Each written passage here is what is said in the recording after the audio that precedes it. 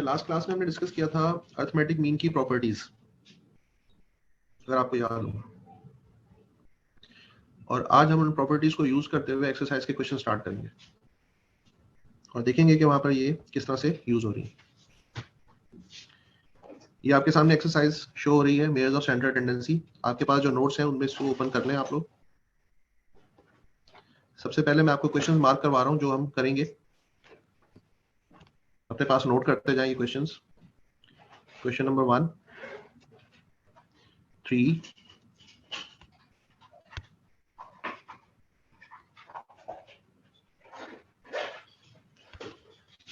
Question number 14,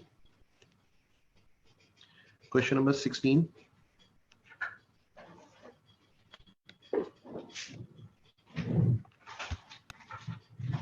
question number 22, question number 23, question number 24,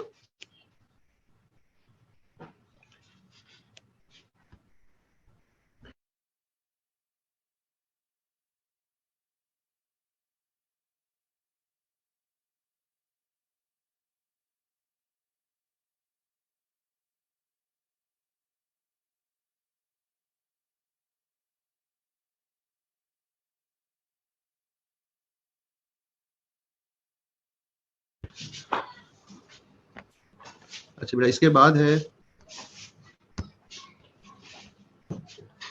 question number, जाइए questions. Question number 1, 3,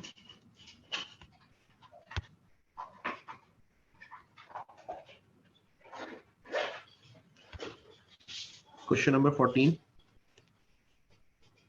question number 16,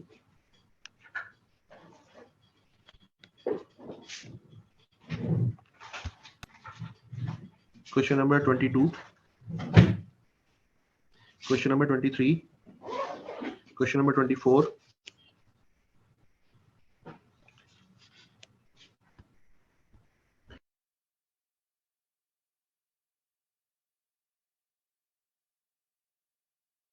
question number 31, 32, question number 33, 34,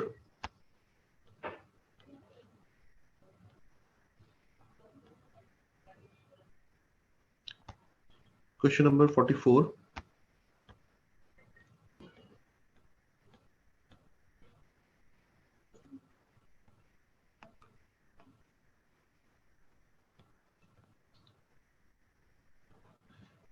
question number 71,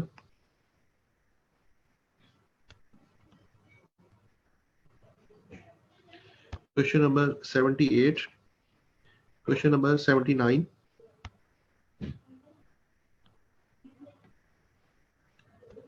question number 82, 83, 84,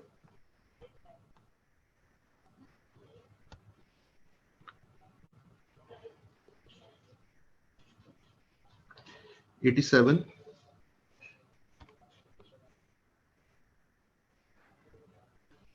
91,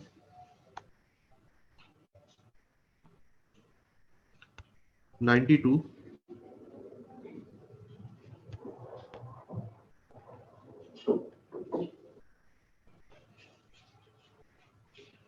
97, 98,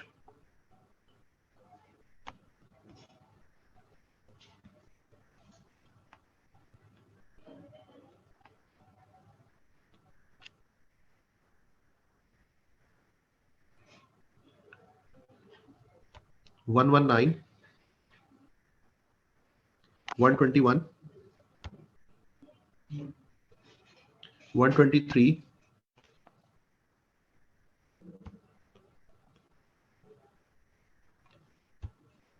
128,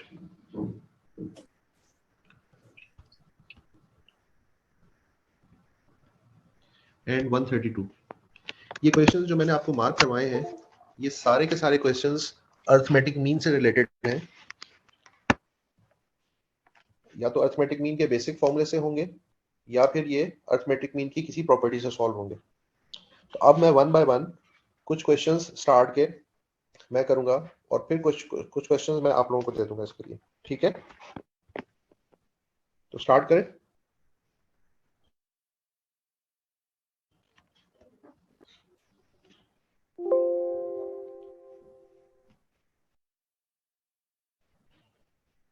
बेटा ये screen show होती रहेगी, अगर आपने note नहीं भी किए तो स्क्रीन शो होगी, तो उस पर आप फिर देख लिया करेंगे। तो अब सबसे पहले हम चल रहे हैं स्टार्ट में अपने क्वेश्चंस की तरफ। क्वेश्चंस को वन बाय वन पढ़ना शुरू करते हैं, समझते हैं कि क्या चीज़ है, कैसे सॉल्व होगा, और देखते हैं कि the average weight of students in a class of 35 students is 40 kg। 35 students की क्लास है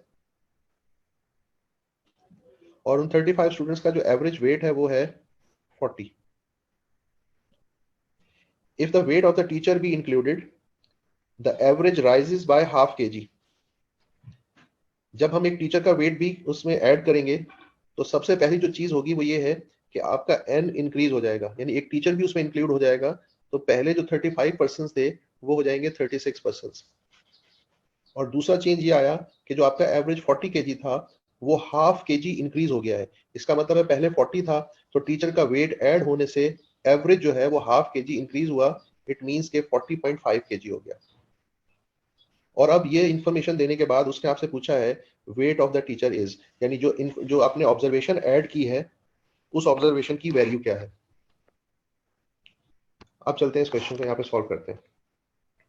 जो इन्फॉर्मेशन हमारे पास अवेलेबल है वो ये है कि हमारे पास 35 स्टूडेंट्स थे। ये क्वेश्चन नंबर 1 है एक्सरसाइज 2 का। 35 स्टूडेंट्स का एवरेज था 40। टीचर का वेट इंक्लूड किया तो एन हो गया 36 और एवरेज इंक्रीज हो गया बाय हाफ kg, यानी 40.5 हो गया। तो अब आपने वेट ऑफ द टीचर जो है वो आपने बताना है, weight of the teacher.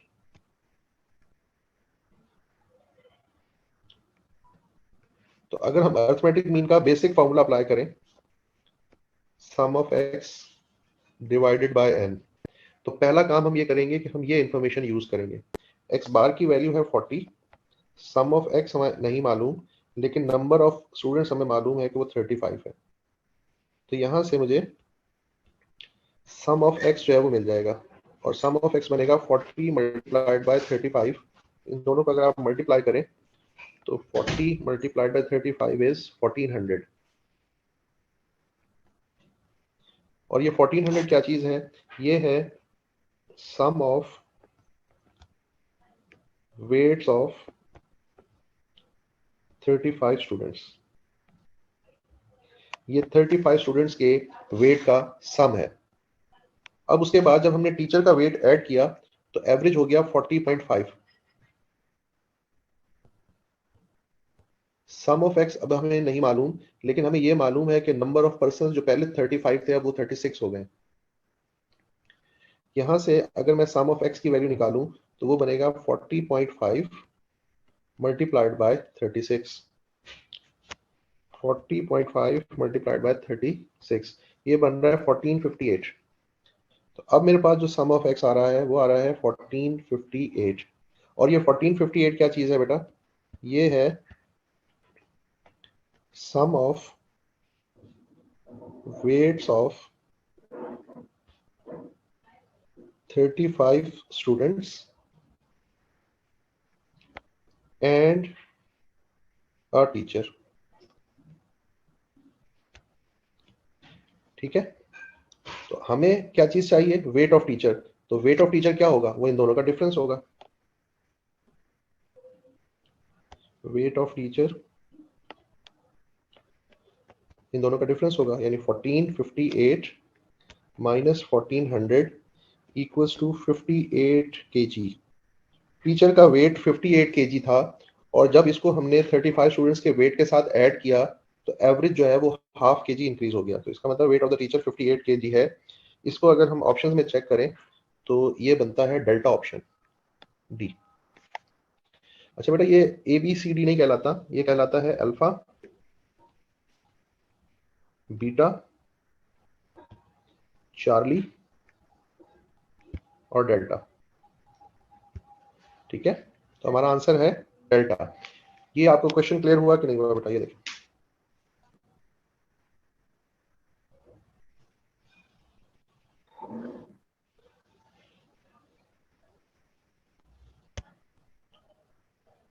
Okay बेटा, ये स्क्रॉल डाउन कर देता हूँ, ये चेक कर लें आप लोग।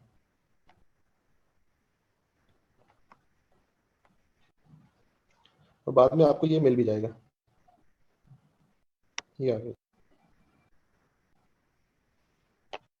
एक फैक्ट्री है जिसके 4 डिपार्टमेंट काम कर रहे हैं, फॉर विच एवरेज और mean wage per employ per week is as follows. Department है A, B, C and D. Department A में जो नंबर ऑफ एम्प्लॉयज काम कर रहे हैं वो है 20, और डिपार्टमेंट ए का जो मीन वेज है वो है 50। यानी डिपार्टमेंट ए के 20 लोग ऑन एवरेज 50 रुपए की सैलरी ले रहे हैं। डिपार्टमेंट बी में 5 लोग हैं और ऑन एवरेज सैलरी ले रहे हैं 100। डिपार्टमेंट सी में 10 लोग हैं और उन 10 लोगों का एवरेज है 70। डिपार्टमेंट डी में 5 लोग हैं और उनका एवरेज है 80। और वो आपसे क्या पूछ रहा है, the average wage per employ per week in this factory is. यानी आपको हर डिपार्टमेंट का अलग अलग एवरेज और नंबर गिवन है, लेकिन वो आपसे पूरी फैक्ट्री का एवरेज पूछ रहा है। इसका मतलब ये है कि यहाँ पर हमें कंबाइंड मीन का फॉर्मूला लगा लेना चाहिए, क्योंकि कंबाइंड मीन हम उस वक्त यूज करते हैं जब हमारे पास एक से ज्यादा ग्रुप्स के अलग अलग मीन और नंबर्स गिवन हो और वो उन ग्रुप्स का एक साथ मीन हमसे पूछे। तो अगर कंबाइंड मीन हमने यहाँ लगाना है तो हमें ये देखना पड़ेगा कि यहाँ कंबाइंड मीन 2 ग्रुप्स का है, 3 ग्रुप्स का है या 4 ग्रुप्स का है। तो ये 4 ग्रुप नजर आ रहे हैं, तो इसका मतलब है मेरे पास जो फॉर्मूला है उसकी शेप कुछ यूं हो जाएगी। क्वेश्चन नंबर 3, कंबाइंड मीन का जो फॉर्मूला यूज करने वाला हूँ वो है n1 x1 bar, n2 x2 bar, n3 x3 bar divided by n1 n2 n3 और n4। मेरे पास 4 ग्रुप थे इसलिए मैंने ये वाला फॉर्मूला यूज किया। अच्छा, अब फर्स्ट ग्रुप में कितने लोग थे? फर्स्ट ग्रुप में थे 20 लोग और उनका एवरेज था 50। 20 लोग और उनका एवरेज था 50। दूसरे ग्रुप में 5 लोग थे, एवरेज था 100, 5 इंटू 100। तीसरे ग्रुप में 10 लोग थे, एवरेज था 70, 10 इंटू 70। और लास्ट ग्रुप में 5 लोग हैं, एवरेज है 80, 5 इंटू, और फोर्थ ग्रुप में ई प्रेस करें 5, तो मेरा आंसर ये हो जाएगा 30, 40 लोग। 40 लोगों का जो एवरेज है वो है 65। और कर लें, हाँ जी, क्या हुई?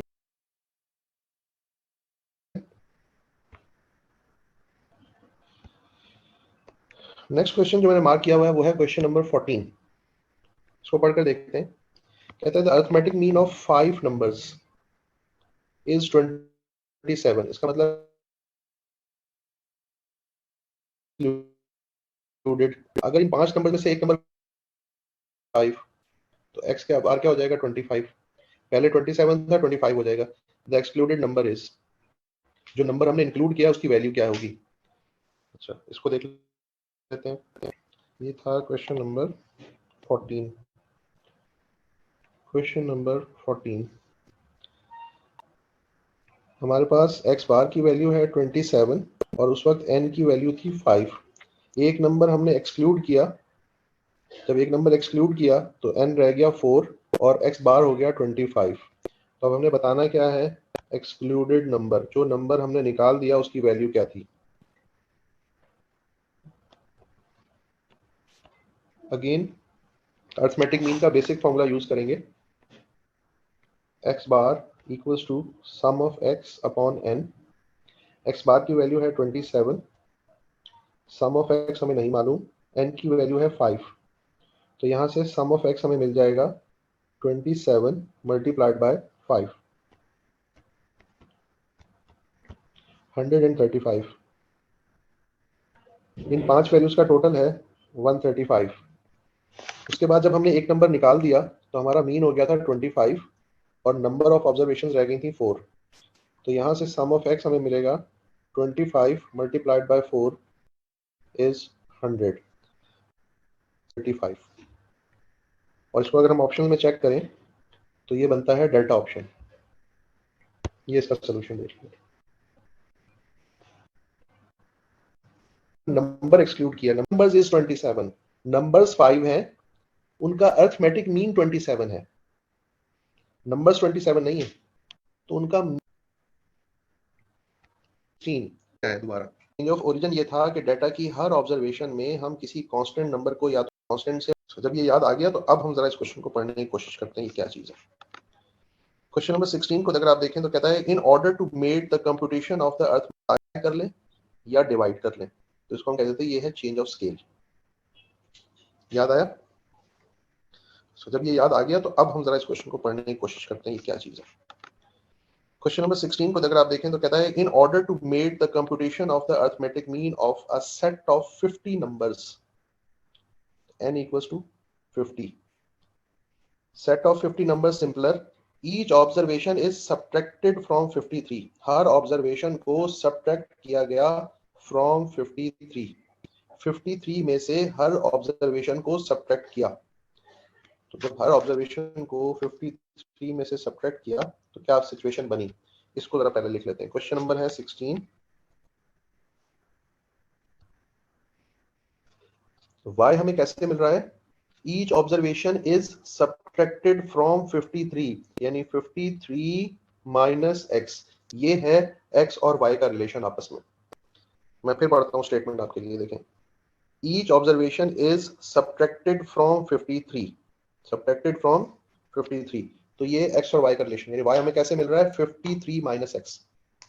अच्छा, अब ये हो गया change of origin. Change of origin के बाद हमें मालूम है कि यहाँ पर भी बार लगा लूंगा, यहाँ पर भी बार लगा लूंगा, तो मुझे मालूम है कि y बार इक्वल्स होगा 53 माइनस एक्स बार से। ये चीज हमने पढ़ी थी लास्ट क्लास में और इसको प्रूव भी करके देखा था। अब क्वेश्चन में आगे पढ़ते हैं कि वो क्या कह रहा है। और फिर वो कहता है the arithmetic mean of the set of differences, arithmetic mean है किसका, सेट ऑफ डिफरेंसेस का, is found to be minus 3.5। Set of differences कौन से हैं, सेट ऑफ डिफरेंसेस ये है, इसका अर्थमेटिक मीन यानी y जो है वो सेट ऑफ डिफरेंसेस है ना, 53 में से x माइनस किया तो हमें डिफरेंसेस मिल रहे हैं, और उस सेट ऑफ डिफरेंसेस का अरिथमेटिक मीन है माइनस 3.5, यानी ये वैल्यू माइनस 3.5 हमें गिवन है, इक्वल्स टू 53 माइनस एक्स बार। और अब उसके बाद वो पूछ रहा है the arithmetic mean of the set of given numbers is, यानी एक्स बार फाइंड आउट करके बता दें। तो एक्स बार कैसे फाइंड आउट होगा, इस इक्वेशन को एक्स बार के लिए सिंपलीफाई करूंगा। एक्स बार की वैल्यू यहाँ माइनस में है तो इक्वेशन की अदर साइड पर जाकर प्लस हो जाएगी, और माइनस 3.5 को मैं इक्वेशन की अदर साइड पे ले जाऊंगा, तो एक्स बार यहाँ पर आकर पॉजिटिव हो जाएगा और माइनस 3.5 उधर जाकर पॉजिटिव हो जाएगा। तो मेरा आंसर बनेगा 53 प्लस 3.5 इक्वल्स टू 56.5। और अगर मैं इसकी ऑप्शंस चेक करूं तो ये बनता है चार्ली।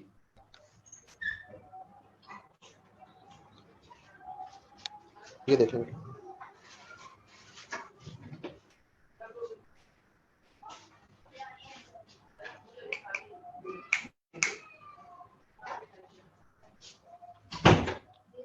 हाँ जी, क्लियर हुआ बेटा ये क्वेश्चन?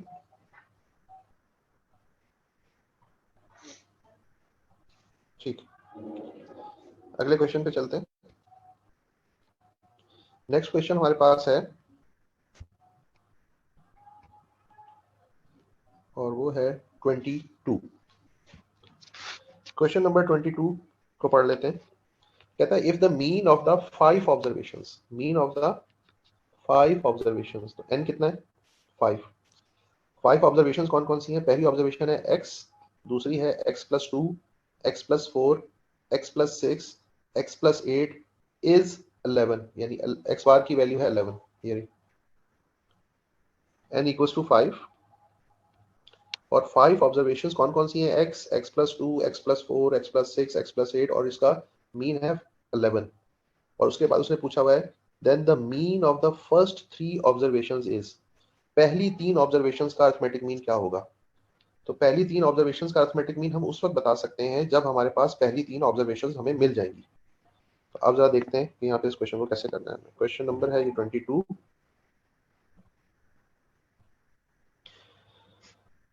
अर्थमेटिक मीन का फॉर्मूला है sum of x divided by n।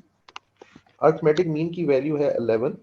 Observations थी, पहली वैल्यू थी x, दूसरी वैल्यू थी x प्लस 2, उसमें ऐड कर लेंगे हम, फिर थी x प्लस 4, फिर है x प्लस 6, ये ऑब्जर्वेशन है, और फिर है x प्लस 8, x प्लस 8। और ये ऑब्जर्वेशंस कितनी थी? 5। ये देखो 1, ये 2, ये 3, ये 4, ये 5, 5 ऑब्जर्वेशंस हैं, और इन 5 ऑब्जर्वेशंस का मीन 11 है। तो सबसे पहली चीज, ये 5 यहाँ पर आकर मल्टीप्लाई हो जाएगा, तो 11 times 5 equals to, right hand side पर 1, 2, 3, 4 और ये 5, 5x हैं, और ये ऐड हो रहे हैं, तो ये हो जाएगा 5x प्लस ये नंबर्स 8 प्लस 6 प्लस 4 प्लस 2, तो ये हो जाएगा 20। ये होगा बेटा 55, ये होगा 5x, ये है 20, 20 यहाँ पर आकर माइनस हो जाएगा, 55 minus 20 equals to 5x, 35 equals to 5x, और x इक्वल्स टू 7। ये हमें x की वैल्यू मिल गई है। और अब उसके बाद उसने हमसे कहा था कि फर्स्ट 3 ऑब्जर्वेशंस का अरिथमेटिक मीन बताएं। तो बेटा पहली ऑब्जर्वेशन हमारे पास थी x 7, दूसरी ऑब्जर्वेशन थी x प्लस 2, तो 7 प्लस 2 इज 9, तीसरी ऑब्जर्वेशन ये हो गया 27 divided by 3 equals to x bar की वैल्यू आ जाएगी 9। तो फर्स्ट 3 ऑब्जर्वेशंस का अरिथमेटिक मीन है 9, और ये बन रही है अल्फा ऑप्शन। हाँ बेटा क्लियर वैल्यू है, ऑब्जर्वेशन थी ना x in terms of x थी, तो ये मेरे पास x की वैल्यू 7 आ गई इस first 3 observation.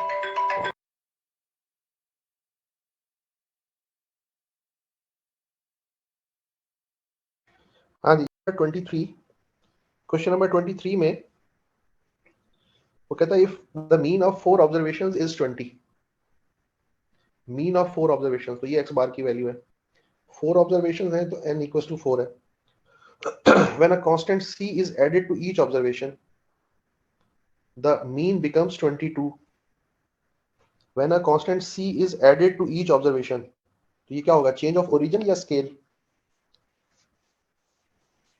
When a c is added, when a constant c is added to each observation, तो फिर ये क्या बनेगा बेटा, चेंज ऑफ ओरिजिन या scale?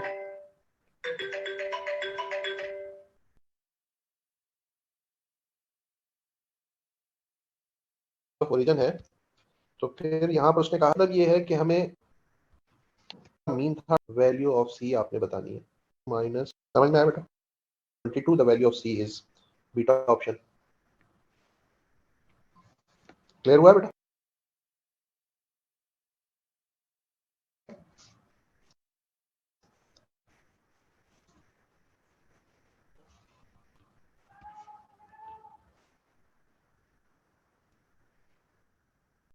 C is beta option. आगे चलते हैं, को पढ़ते हैं। 100 observations equals to 100, mean is 50, यानी x bar. If one of the observation which was 50 is replaced by 40, the resulting mean will be। तो हुआ ये है कि हमने एक ऑब्जर्वेशन को जो कि 50 थी उसको निकाल दिया, उसकी जगह एक और ऑब्जर्वेशन 40 लेकर आ गए, तो 50 को निकाला 40 को लेकर आ गए, तो अब नया वाला मीन क्या होगा? अब जरा इस पे आते हैं, ये है question number 24। Question number 24, x bar equals to sum of x upon n। उसने कहा ऑब्जर्वेशंस जो हैं वो 100 हैं, मीन था 50, तो यहां से सम ऑफ x निकालते हैं, वो होगा 50 मल्टीप्लाइड बाय 100, तो सम ऑफ x बनेगा 5000। अच्छा अब हुआ क्या है, अब हुआ ये है कि एक ऑब्जर्वेशन जो कि 50 थी उसको हमने रिप्लेस किया है 40 से, तो जिस ऑब्जर्वेशन को हमने निकालना है उसको माइनस कर देंगे, और जिस ऑब्जर्वेशन को लेकर आना है उसको प्लस कर देंगे। सिंपल सा रूल। मैं कहता हूँ एक ऑब्जर्वेशन निकाल दो, 50 निकाल दो इस डाटा में से, तो 50 को माइनस कर दोगे। और मैं कहता हूँ इसकी जगह 40 ले आओ, तो 40 को ऐड कर दोगे। तो अब सम ऑफ एक्स क्या हो जाएगा? हो जाएगा 5000 माइनस 50 प्लस 40, तो वो बन जाएगा 4990। तो सम ऑफ एक्स 4990। अच्छा, अब हुआ ये है कि एक ऑब्जर्वेशन हमने निकाल दी, उसकी जगह एक दूसरी ऑब्जर्वेशन लेकर आ गए, तो नंबर ऑफ ऑब्जर्वेशन में कोई फर्क नहीं पड़ा। पहले डिवाइडेड बाय 100, तो यहाँ से 49.90, और ये ऑप्शन बन रही है बीटा। हाँ जी, क्लियर है बेटा? हमने 100 वैल्यूज लिखी, इन 100 को 100 से डिवाइड किया, 50 यहाँ के 50 सब वैल्यूज लेकर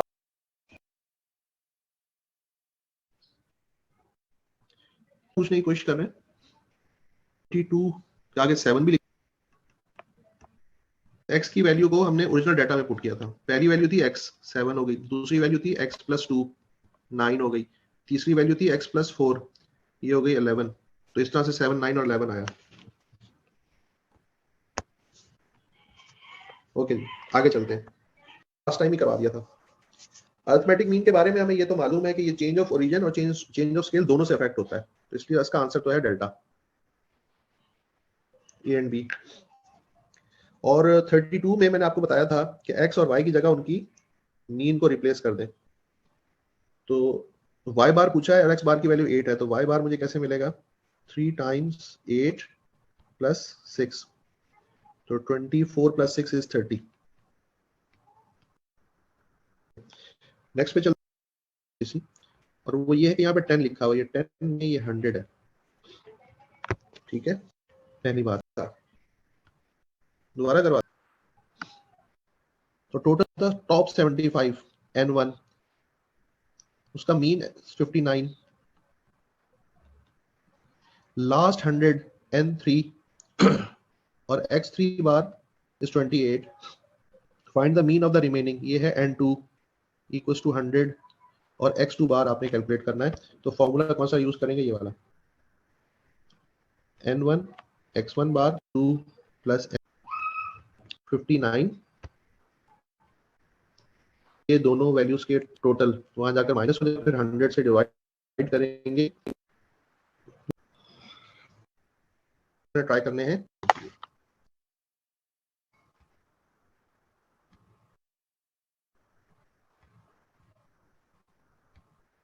टू, ये क्वेश्चंस हैं जो आप लोगों ने अभी ट्राई करने हैं। 10 मिनट का टाइम है आपके पास। पहले एक दफा कंप्लीट सारे क्वेश्चन ट्राई कर लीजिएगा, दरमियान में मत पूछना। एक दफा हर क्वेश्चन को ट्राई कर लो, होता है तो ठीक, नहीं होता तब भी कोई परेशानी की बात नहीं है। एक दफा ट्राई कर लो, उसके बाद देखते हैं, ठीक है?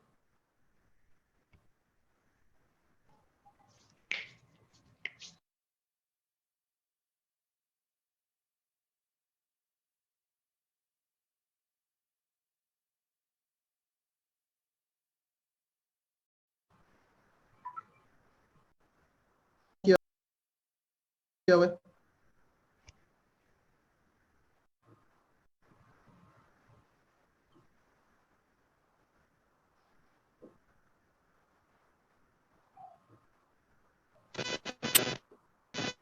बेटा अपना माइक ऑफ करो, किसने ऑन किया हुआ है?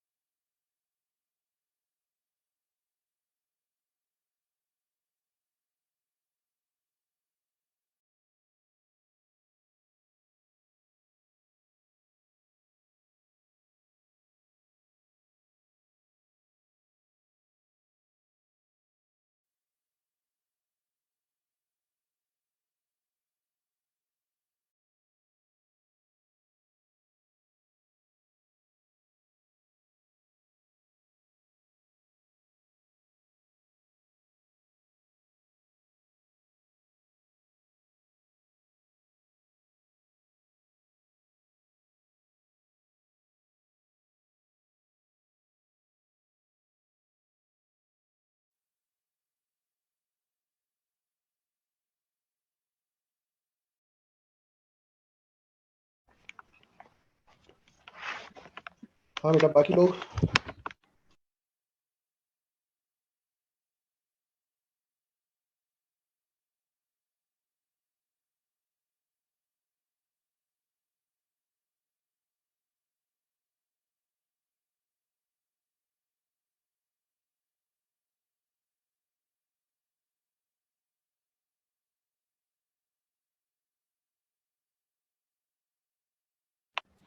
बेटा 78 किसी ने किया तो उसका आंसर कंफर्म करो।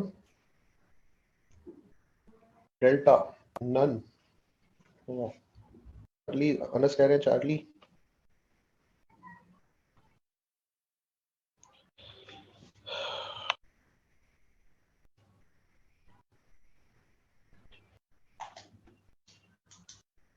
डेल्टा 78 चार्ली, 79 अल्फा और 82 चार्ली। ये आंसर्स मोहम्मद दानिश ने दिए। आप लोग टैली करें आपस में। चलें आगे, जब तक ये बाकी जिन लोगों ने ये कर लिए हैं। ये 2 टाइम्स लिखा हुआ है क्वेश्चन नंबर 84 में, जो सेकंड लाइन है उसमें 58 2 टाइम्स लिखा हुआ है, ये एक दफा नहीं है। उसके बाद 87 है, 83, 84, 87, 91 है, 92 है, 97 है, 98 है। ये आगे के क्वेश्चन है। जिन लोगों ने वो कंप्लीट कर लिए हैं वो ये कर लें। चले। कहता है mean of 5 observations, n equals to 5 is 8, तो यानी ये x बार की वैल्यू गिवन है। Out of them 3 observations are 2, 6 and 11। इन 5 में से 3 ऑब्जर्वेशंस ये हैं 2, 6, 11। In remaining 2 observation 1 is twice the other. बाकी की जो 2 ऑब्जर्वेशन हैं वो कुछ इस तरह से हैं कि एक दूसरे की डबल है। तो find the least of the remaining 2। वो जो लास्ट की 2 अननोन वैल्यूज हैं उनमें से जो लीस्ट है, जो कम है, वो आपने बतानी है। तो बेटा ये है 2 plus 6 plus 11 plus x plus 2x divided by 5 equals to 8। ये इक्वेशन बनेगी। 5 ऑब्जर्वेशन हैं, उनका अरिथमेटिक मीन 8 है, जिसमें से फर्स्ट 3 ऑब्जर्वेशन जो है वो 2 से 5 इधर मल्टीप्लाई होगा 40 इक्वल्स टू 3x, और 3 डिवाइड होगा तो x इक्वल्स टू 7।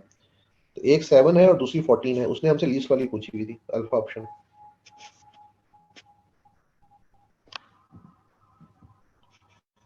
अच्छा, उसके बाद आपने कहा कि जी 82। 82 में सिचुएशन ये है, the mean age of a combined group of men and women is 30। Combined है 30, कंबाइंड मीन 30 गिवन है। If the mean age of the group of men is 32, x1 bar 32 है, and that of group of women is 27, और x2 जो है वो 27 है। Find the percentage of men and women in the group. इस information को जरा यहाँ पे ले आते हैं। क्वेश्चन नंबर 82, 2 ग्रुप्स की बात हो रही है। तो कंबाइंड मीन का फॉर्मूला है n1 x1 bar plus n2 x2 bar divided by n1 plus n2। ठीक है, कंबाइंड मीन 30, ये वैल्यू 30 है। n1 कितना है हमें नहीं मालूम, और पहला जो मीन है वो है 32। अच्छा, n2 भी हमें नहीं मालूम, और इसका जो मीन है वो शायद 27 है। n1 प्लस n2 21 था जी, बिल्कुल ये आ गया। अच्छा, अब ये जो n1 प्लस n2 है, इसको इक्वेशन की अदर साइड पे लाके यहाँ मल्टीप्लाई कर लो, तो ये हो जाएगा 30 times n1 plus n2 equals to 32 n1 plus 27 n2। यहाँ ब्रैकेट ओपन कर लेंगे, 30 n1 plus 30 n2 equals to 32 n1 plus 27 n2। और अब लाइक टर्म्स को एक तरफ कर लेंगे, यानी ये n2 को यहाँ ले आएंगे और n1 को वहाँ ले जाएंगे। तो 30 n1 minus 27 n1 equals to 32 n1 minus, sorry,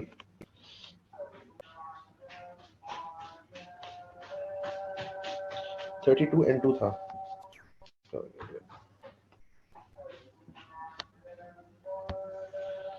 30 n1 minus 27, और ये हो जाएगा 32 n1। ये मैंने उल्टा लिख दिया, एक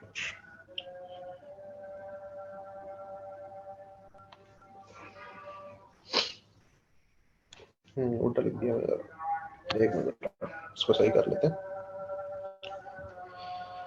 अच्छा जी, ये है बेटा 32n1 minus 30n1 equals to 30n2 minus 27n2, इस तरह से हो जाएगा।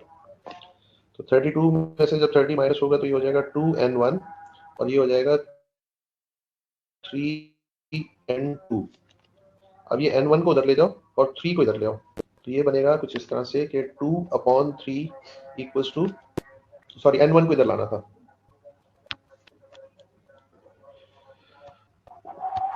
n1 divided by n2 equals to 3/2, यानी 2 को उधर ले जाओ और n2 को इधर ले आओ। तो अब ये जो n1 और n2 है ये 3:2 की रेशो में डिवाइड हो रहा है।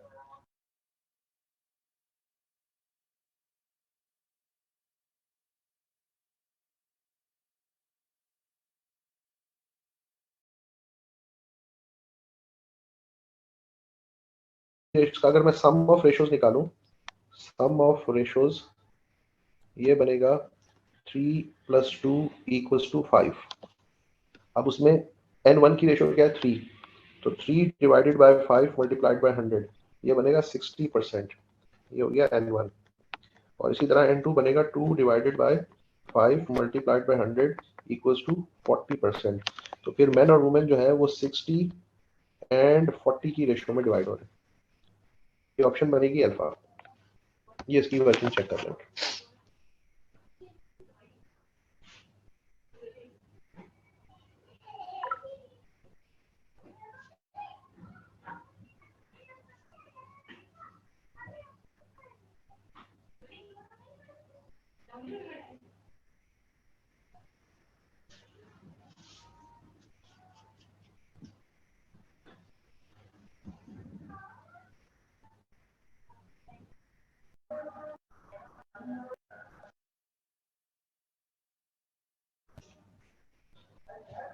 वो है बेटा कि जी the average age of 100 workers of 2 shifts is 284। The average wage of 70 workers of the first shift, n1 है 70 और उसका एवरेज है 290, यानी x1 bar is 290। What is the ratio of the average of the workers of the second shift. अगर n1 में 70 है और total है तो इसका मतलब है n2 कितना होगा 30। तो सेकंड वर्क शिफ्ट के वर्कर्स का के एवरेज का रेशो टोटल के साथ। तो सबसे पहले तो जरा कंबाइंड मीन का फॉर्मूला लगाकर x2 बाहर निकाल लेना 71। क्वेश्चन नंबर डिवाइड 70 है, सेकंड में 30 है, टोटल का एवरेज था 284 ये वाला, और फर्स्ट शिफ्ट का था 290, यानी ये वैल्यू ये है जी x का आपने रेशो निकालनी है। Find the what is the ratio of the average wage of the workers of the second shift to that of total। तो सेकंड शिफ्ट है 270, रेशो टोटल 284, तो मेरा ख्याल है ये 135 रेशो 142 बन जाएगी। और ये ऑप्शन बन रही है शायद डेल्टा 135 रेशो 142। ये देख लो बेटा।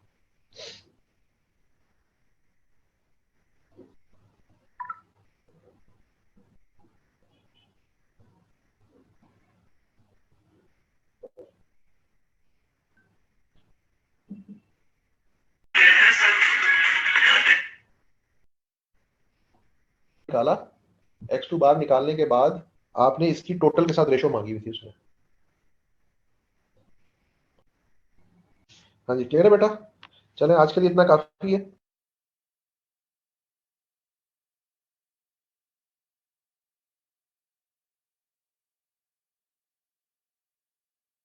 इंशाल्लाह नेक्स्ट क्लास में फिर से आगे चलेंगे।